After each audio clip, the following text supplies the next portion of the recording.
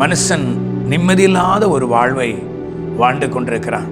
நிம்மதி இல்லை, சமாதானம் இல்லை, உள்ளத்தில் கோபமும் எரிச்சலும் தான் பொங்கிக் கொண்டிருக்கிறது மனுஷனுடைய அன்றாட வாழ்க்கையிலே. காரணம் ஏன்?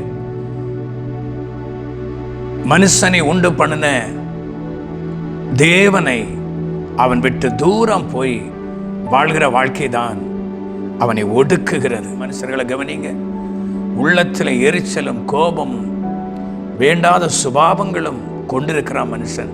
அந்த உள்ளத்தில் நம்மை உண்டு பண்ணின தேவன் தான் சமாதானத்தை தர முடியும்.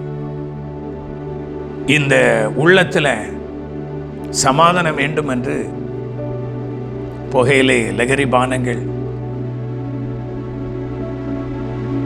ஐயோ போதை வஸ்துகளை அறிந்துவிட்டு நிம்மதி கிடைக்கும் என்றா நீங்கள் நினைக்கிறீர்கள்? நிச்சயமாய் கிடைக்காது. நிம்மதி கிடைத்தது போல் இருக்கும், அவ்வளோதான். நம்ம சரீரத்தை உடைக்கிறோம், அழித்து கொண்டே இருக்கிறோம் ஒவ்வொரு நாளும்.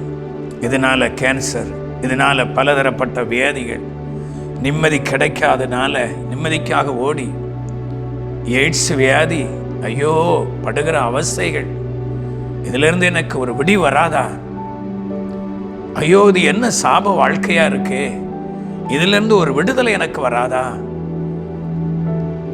என்னைக்கு தான் அந்த சாப வாழ்க்கை என்னை விட்டு மாறும் என்று சொல்லி ஏங்கி தவிக்கிறவர்கள் ஏராளம்.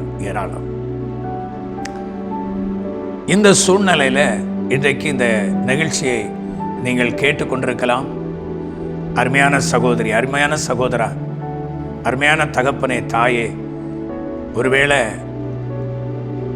சாபம் பிடிச்ச வாழ்க்கை, எனக்கு முன்னேறவே வழி இல்லை,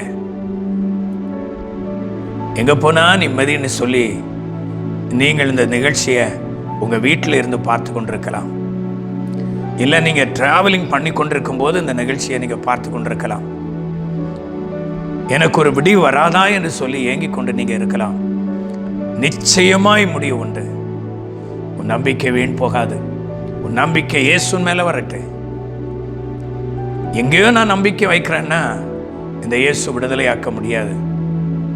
எங்கெங்கேயோ நம்பி ஓடினீங்கல்ல, இந்த இயேசுவை நீங்க நம்பி பாருங்க. எல்லா சாப கட்டில் இருந்தும் விடுதலையாக்க இந்த இயேசு கிறிஸ்து போதுமானவர். ஃபுல் வீடியோவை பார்க்க ஹேண்டில் கீழே இருக்கிற ப்ளே பட்டனை கிளிக் பண்ணுங்கள்.